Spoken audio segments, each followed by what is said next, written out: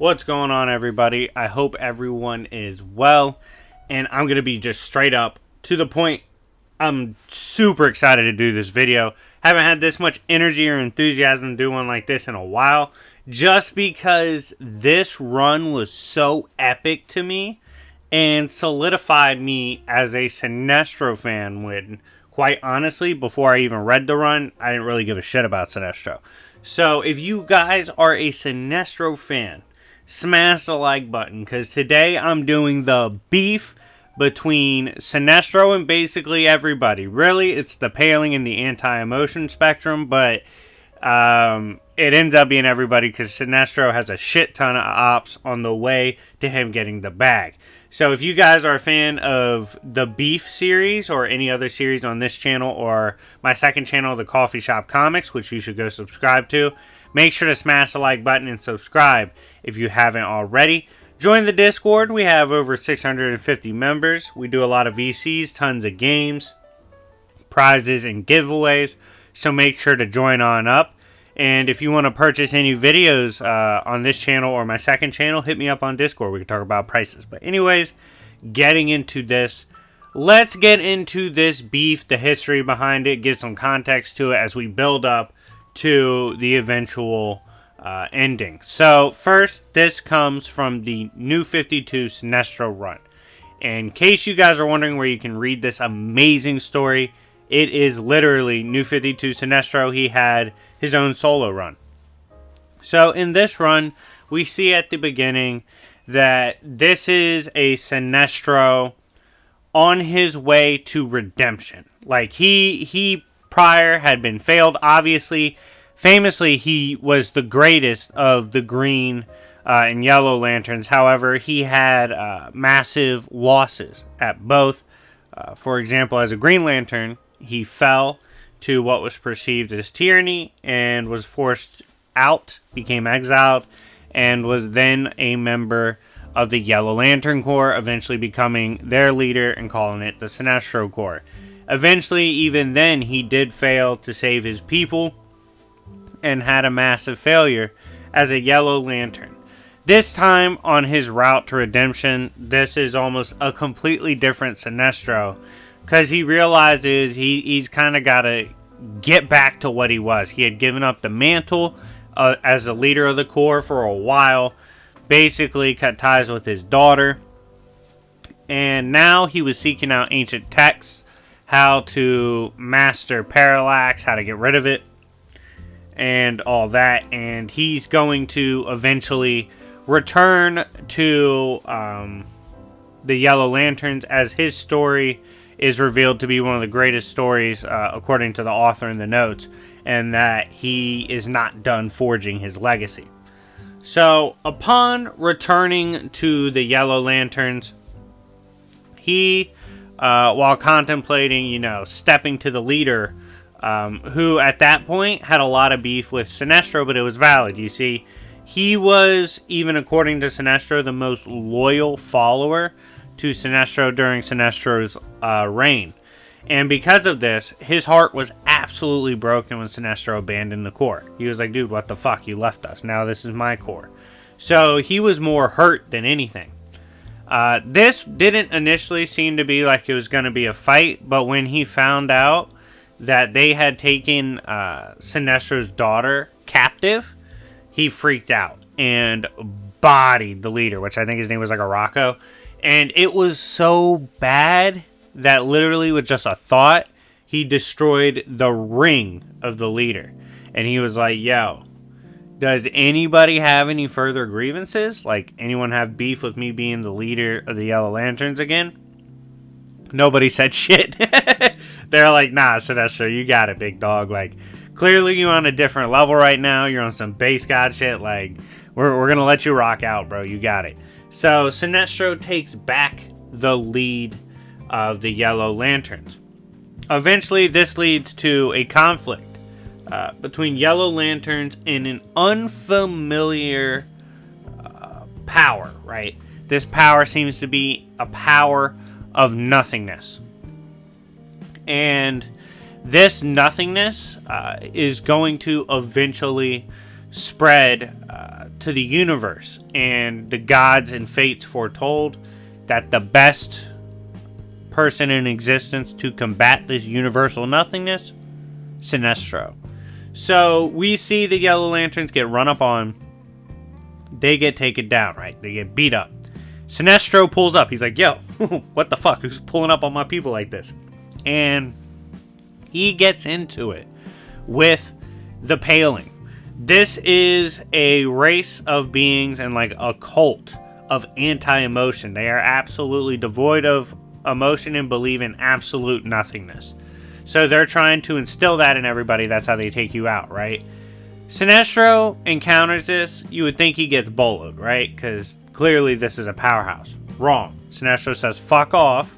Like, he gets into a brawl with them, takes them down, and reintroduces them to fear, making them his bitches once more. So now, this is the first time he's seen the Paling. He makes them his bitch, right? They should have backed off. This starts the beef between Sinestro and the Paling, which I would say is obviously the major beef of the run. However, we got to say everybody, because he beefs with a lot of people. We've already gone over who he's beefed with so far. So then we see several characters in this story beef with Sinestro at different times, right? Like, first of all, his daughter. She hates him, right? So while she's traveling with him, she's defying becoming a Yellow Lantern, trying to basically be whatever other lantern she could be besides Yellow, because she fucking hates her father. She thinks he's a loser that abandoned them, right? And he's just a selfish tyrant. He ignores all this, even the hate from his daughter. He ignores it because he knows there's a bigger game at play and a bigger bag to chase that he needs to secure for the fate of everyone. So, having encountered the Paling, he's going to beef with a lot of people. Another person besides his daughter, an actual beef he had, was with Hal Jordan. Hal Jordan, of course, pulls up and he starts talking crazy shit to Sinestro, who is currently trying to stop a universal calamity, right? He's on a mission. He's not trying to be a good guy. He's trying to stop the end of everything. So Hal pulls up on him, talking wild shit. Sounding like a fucking Karen, right? He's like, yo, you're such a bad person. You were such a thug before. Like, you need to stop. Sinestro, everyone hates you. And Sinestro was like, bro, shut the fuck up. He steps up immediately, summons Parallax, who at this point was completely enslaved by Sinestro, and beats the fuck out of Hal. The crazy thing is, after he drops Hal, like easily with Parallax, he goes, yo, Hal, it's crazy how like you always shit on me and talk crazy about me and how I'm like not good enough, I'm a failure and all that. But I conquered Parallax. I conquered what you weren't man enough to do. I did what you couldn't do. And I was like, damn, Sinestro, you've got fucking bars in this run. So after this, we see him next basically get a rundown with a new god general, with the general's name being Becca. Becca is actually leading a crusade against the Indigo Tribe's planet. If you guys don't know, Indigo Tribe is a branch of the emotional spectrum. Sinestro, seeing like Green Lanterns getting folded and all this, he's like, yo, Yellow Lanterns, pull the fuck up on them. Let them know what the vibes are. Of course, knowing if they don't slide, Sinestro will beat their ass, they immediately run down on these attackers, right? And they even try to press the new god general, which is kind of wild because obviously they're just base Yellow Lanterns. And of course, the like fodder Yellow Lanterns kind of get put down. And that's when Becca realizes she's been led on and completely bamboozled by big dog Sinestro. He's like, yo, dummy, first of all, you pull up here thinking you're hot shit. Like, you're going to be working for me soon. Relax. She's like, I'd never work for you. I'm a god. He's like, I'm a god too, but we'll talk about that later. And he was like, you know, you are great, capable of instilling great fear. And one day you'll see I'm leading the right war. And at that point, you need to be more than a pawn. You need to be a real leader, not just Highfather's pawn. This eventually leads us into the next beef, the further beef of the New Gods versus Sinestro, which is with Highfather. So, Becca, the general, gets styled on by Sinestro, right? Really has no answer for him. So, he kind of plants that seed of doubt in her mind, like, hey, her people's probably not using her as best as they should. She deserves better as a warrior. And he pulls off on the plug, right? He then decides he's going to go after the New Gods. Because obviously New Gods are starting shit. And they could have information and power that could help him in his current escapades. So he pulls up on them. And the first thing that happens is we realize the conceit of the gods. The conceit comes from their internal downplay of everything not them. You see, the gods in the god sphere are archetypal in nature. They're supposed to be supreme beings, and a lot of times mentally they just genuinely view themselves as superior to a lot of things, and rightfully so in most cases. Well, in this case, Sinestro doesn't like that shit. However, he realizes that in a war, it's best if your enemy underestimates you. So he lets everybody know, even Becca. He's like, yo, I'll pull up on the New Gods and beef with them if I want to. And the reason y'all are fucking dumb for thinking I'd be scared of the smoke is that because even New Gods, even the gods themselves, feel fear.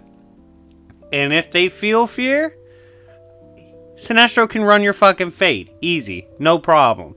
So he's like, yo, I don't give a fuck about the gods. They're tripping. I'm going to pull up and do what I want. There's not shit they can do to stop me. So at that point, you might be saying, oh, this is just a flex from Sinestro. No, he means that shit. How does he prove it? Well, during a plan in which they needed information and coordinates, Sinestro pulls up on Highfather. Now, you guys need to remember, Highfather basically beats with Darkseid. He's a god of that nature and level, right? What makes him even literally infinitely scarier at this point is he has the life equation, which is oftentimes equated to like half of the power of the source. So this Highfather has that power, and Sinestro pulls up on him, talks crazy shit. He's like, yo, I got in your hood. I'm in your hood. I pulled up on you. You gods couldn't stop me from doing that. What makes you think you gods can fucking beat me at this point? Like, clearly I'm big dog.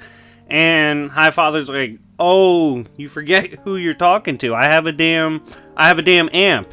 And starts swinging on Sinestro. Keep in mind, base Sinestro tanks the hits from life equation Highfather. That's right. In this beef and in this run, he's on his big dog shit.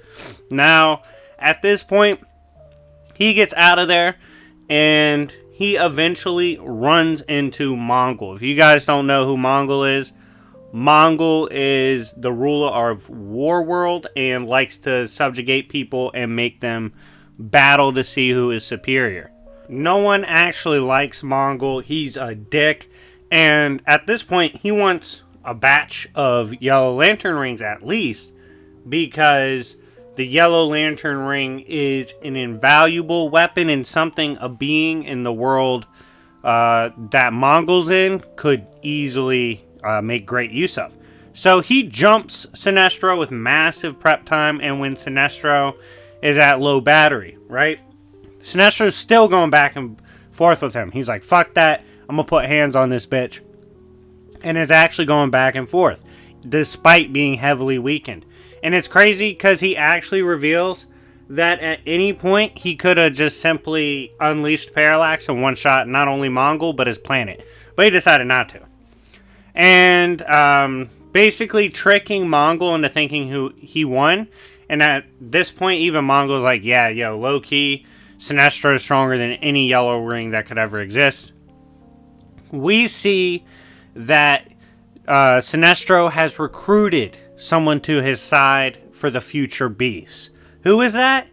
It's actually Becca, the new god general. You see, she witnessed him stand up to Highfather, talk his shit to him, and take hits from him in order for his people to succeed. She remembered what he said to him, and she answered his call of arms.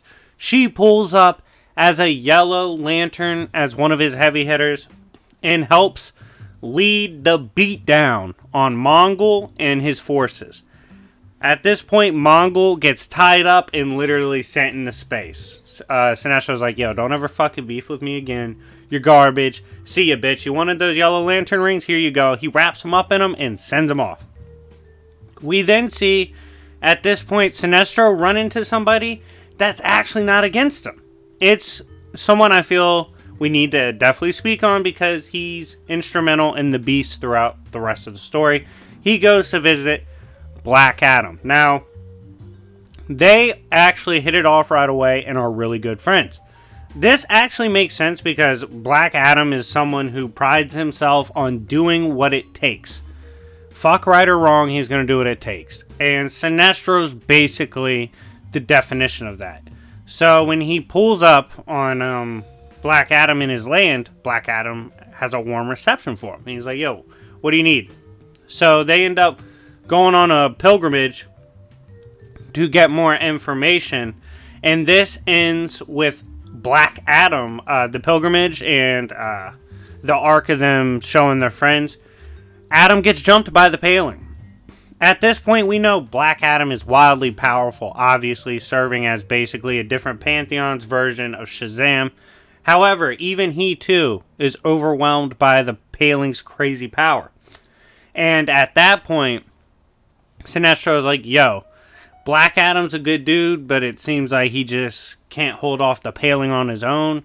But that's a man willing to stand against the end of the universe. And for that, even if we gotta give him a helping hand, we need bro on the team.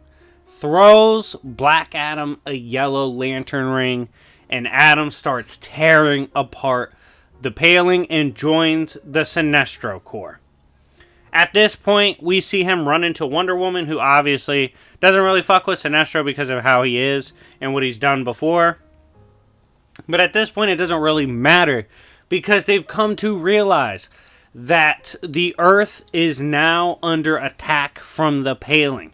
Yes, by mistake, Sinestro accidentally dropped the location on Earth. That's actually hilarious because Sinestro literally says, yo, I made a Hal Jordan level mistake. Like, this is a fuck up on the level of something Hal Jordan would do. But he's like, I can easily fix it because I'm not a bitch like Hal. And so, at this point, like I said, they're trying to stop the paling from reaching Earth, but some of the paling breaks through. There's several heroes and villains throughout Earth that instantly, when the paling arrive and begin to subjugate everyone, they start attacking them, trying to fight. However, due to the nature of the paling and how strong they are, everyone is losing the fight. The civilians are in despair. Heroes are in despair. Even Superman looks like he's about to go down. And then Wonder Woman and the rest show up. And you hear a civilian go, don't worry, guys. The heroes are here. And we see the yellow lanterns descending upon Earth, yelling, they've insulted Sinestro. Get him. They start brawling with the paling. That's right, the Yellow Lantern Corps at this point are all in. And they are just swinging on the paling. And we see at this point the Yellow Lanterns save Earth. And this is crazy because it makes a lot of characters realize a lot of things about Sinestro. Sinestro is a character that does not operate on good versus evil. In fact, fear is stated to be beyond the notions and aspects of good versus evil. It simply is what drives you to win. His fear of many things, as well as core members, is integral for this. And at first, characters like his daughter, who thinks he's terrible, and Hal Jordan, they believed Sinestro had a strong core that rode for him because they were scared of him. But it's a lot deeper than that. You see, his core is afraid of Sinestro because no matter what, they know Sinestro's not going to go down. He's just going to keep fighting. And if he does go down, it's because there's nothing he could do and he's dead. So when you hit their leader is literally going to go until he's dead to make sure his team succeeds and wins, they're going to do all they can, even if it means dying. Because if they abort mission, if they leave their team, if they forsake their people and Sinestro finds out, they're dead. Because they can't fail him, because he'll never fail them.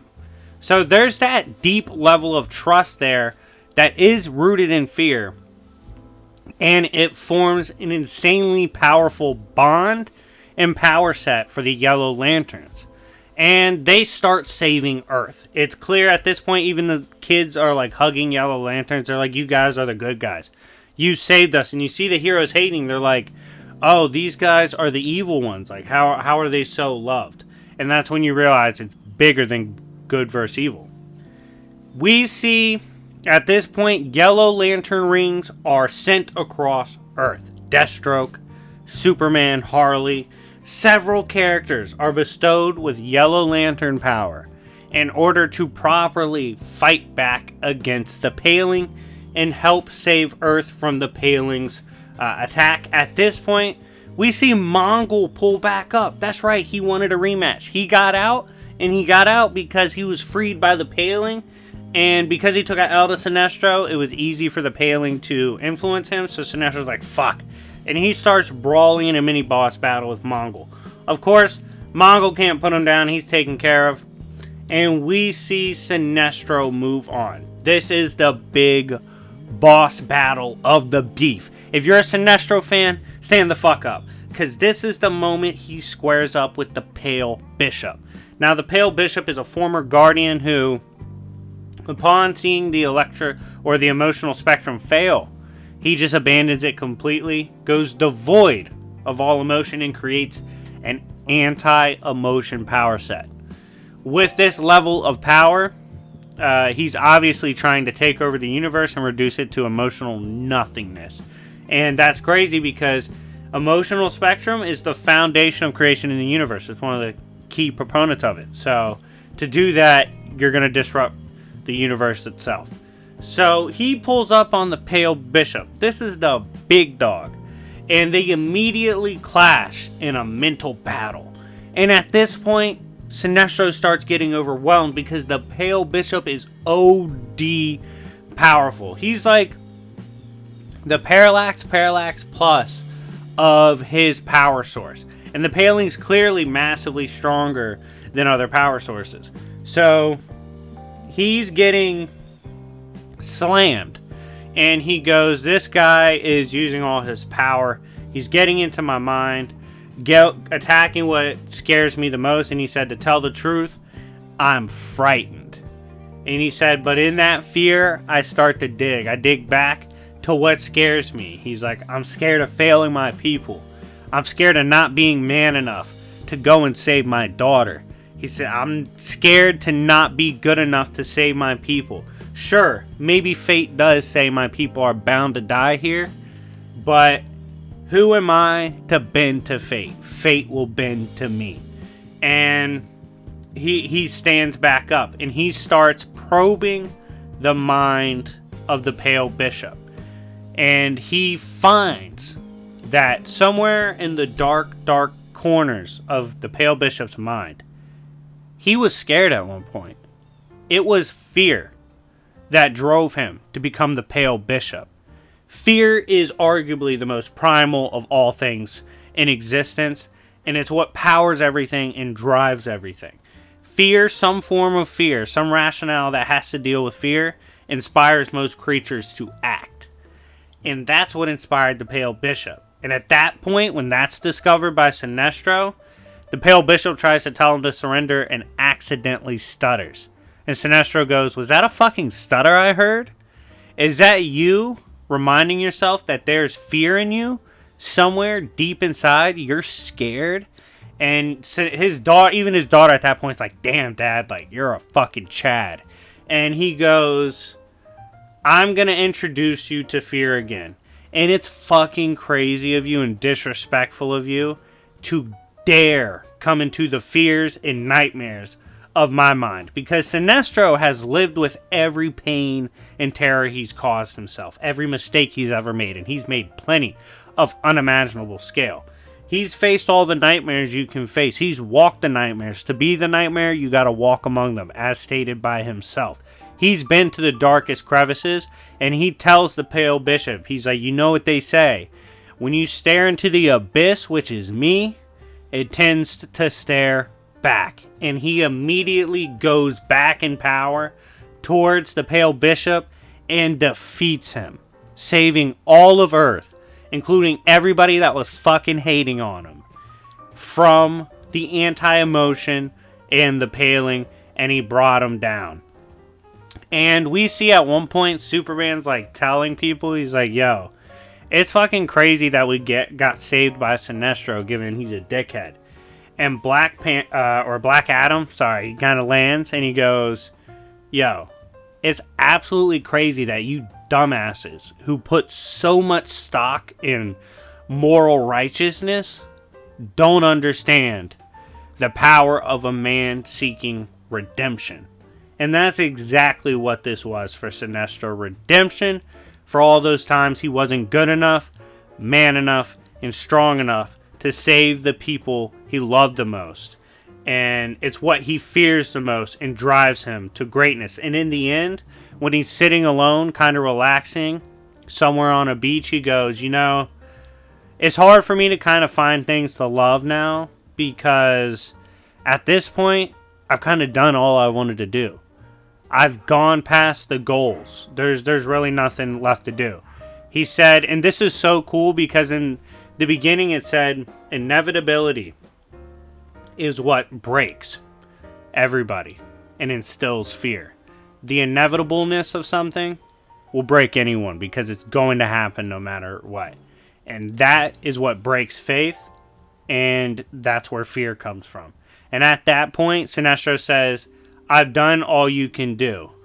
In the face of the inevitable, in the face of the inexorable fate of my people dying, I saved them.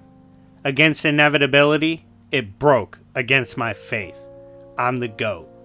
And that's the end of his run, with him saving his people and finally redeeming himself, proving it's not about for him being good or evil, making people love him as like being the nice guy. He doesn't care about that. At the end of the day, did he save his people?